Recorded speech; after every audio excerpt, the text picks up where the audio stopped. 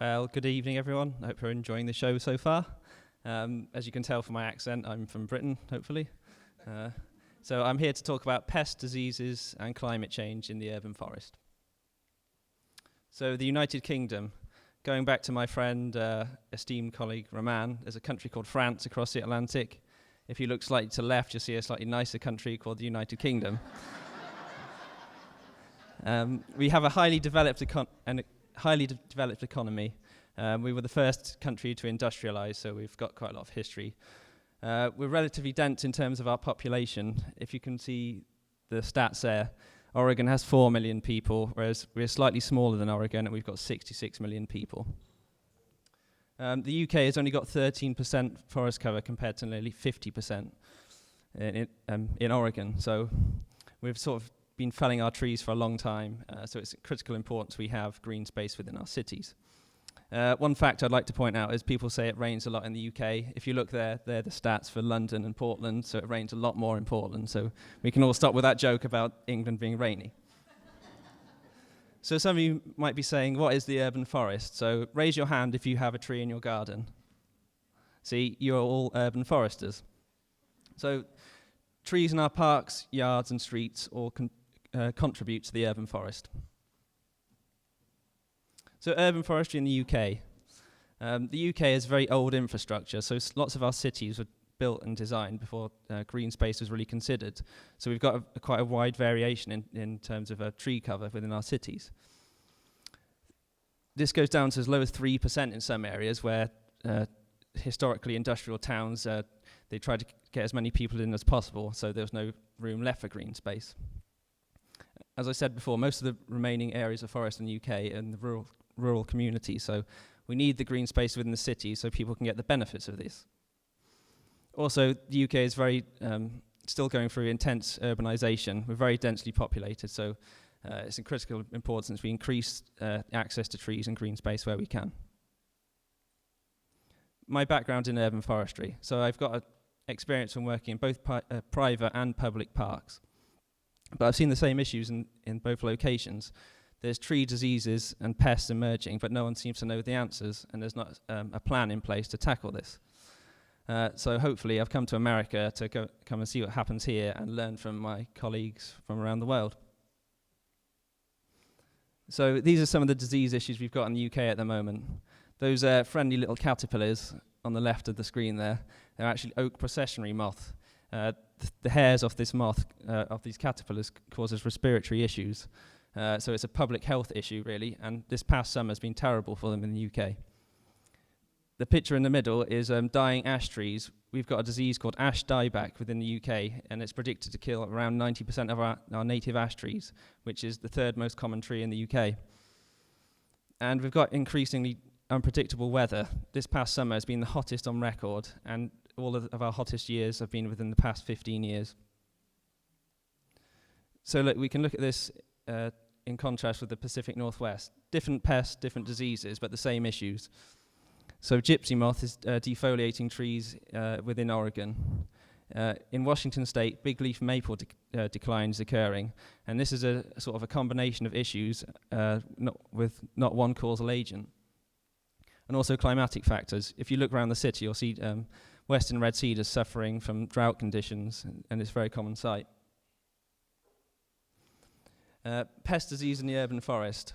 So a stressed tree is more susceptible to be impacted by pests and diseases. So the more stress that a tree receives, the more pests and diseases you get in the urban environment. And as my picture shows, trees within the urban environment are stressed anyway. There's less soil for them to grow in, and the climatic conditions are normally warmer within the city. So this in conjunction means that urban trees are under a lot more stress than their rural counterparts. Another depressing fact is that new pests and disease will always arrive. People are globally trading across the world, and also lots of pests and disease may also be present within the city and just not been detected yet. So let's go a bit deeper into some of the science. The graph on the left is from Berlin, so another sort of temperate city. As you can see along the bottom there, the downtown and the suburbs of the city actually support a higher variety of species per kilometre squared. that sounds great because you think, oh, higher biodiversity within the city. However, the graph on the right is from a nice country called the United Kingdom, and it's showing that the number of plants, as the number of plants increases, the number of pest species you can support actually increases. So you can actually support more pests and diseases within the city than you can in the rural environment. So you can't rely on one species alone. Dutch elm disease and emerald ash borer are lessons to not rely on one genus of tree species within the city. So it's a balance of having diversity and also not having it so diverse you bring into new pests and diseases. Difficult, right? So, is this a solution? Should we remove all our trees from the city? No, it's not all bad news in the end. One thing I have been able to get is positive news from the Pacific Northwest. There's new disease-resistant varieties being bred. So if you think of like the roses in your garden, that's a variety. So these trees have just been selected for their resistance to pests and diseases and climatic changes. So we can now introduce western white pine and Port Orford cedar back into areas where they were suffering from disease.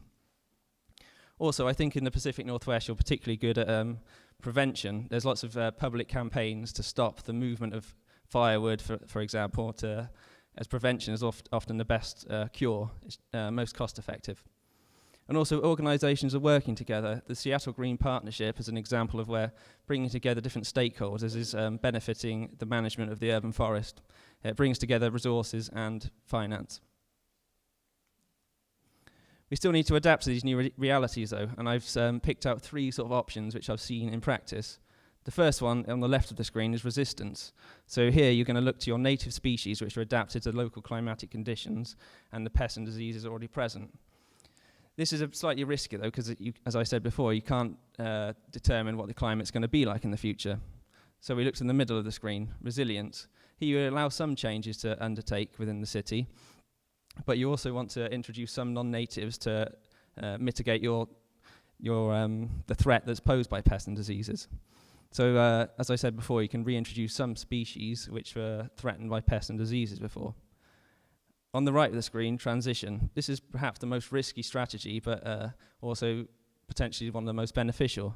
So here you're trying to extend the range of some tree species. So the example I've used there is a sequoia from California, its range is predicted to increase to include Oregon.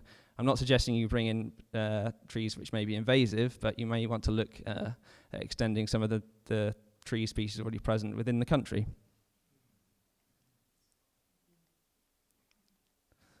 So, you can experiment in the urban forest. You're not aiming for timber production within the urban forest, so there's room to play with some of the species you use. The example on the left there is a bristlecone fir. This grows down in Southern California, and the predicted climate change mapping I've seen suggests that this could be a useful species to plant in Oregon in the future. However, you still want some natives because they support high biodiversity. So you're going to have to adjust your seed ranges. A Douglas fir from the Portland region is going to be different to a Douglas fir from California or Washington. So you want to adjust this in terms of your choice for native seed selection. And also species substitutions. I know everyone loves the Douglas fir in Oregon, but with the climate change that we're going to be facing, ponderosa pine may be better suited, especially for the urban situation. So what can we all do, based on this, what can we all do to tackle some of these challenges? I think there's a role for natives, non-natives, and evergreens within the city. Evergreens especially because they provide the most ecological benefits. They intercept the most rainwater and can tolerate the urban pollution better than some of the deciduous trees. So I know trees are a victim of fashion. I know a lot of you will want a small, easy to maintain flowering tree within your garden.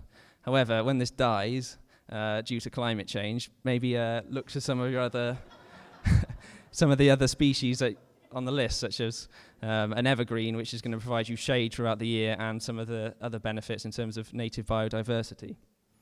And also, you need to think of the urban forest as a living sort of, like an old-growth forest. You want a different diversity within your canopy layers. So you want young trees coming forward, a middle age, and you want an old age. So it's important to maintain all of these. So you maintain your old trees where you can, don't fell them, and you also plant new trees to replace the trees that are dying. So lessons I need to take to the UK.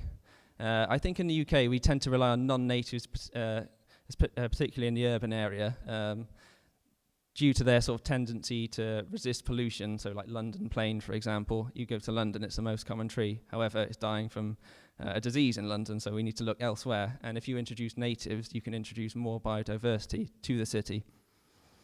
One difficulty I can foresee, though, is UK's infrastructure is very different to America's. We've got very, very old cities, and as you can see in those two pictures there, there's not really any space to include trees within these areas.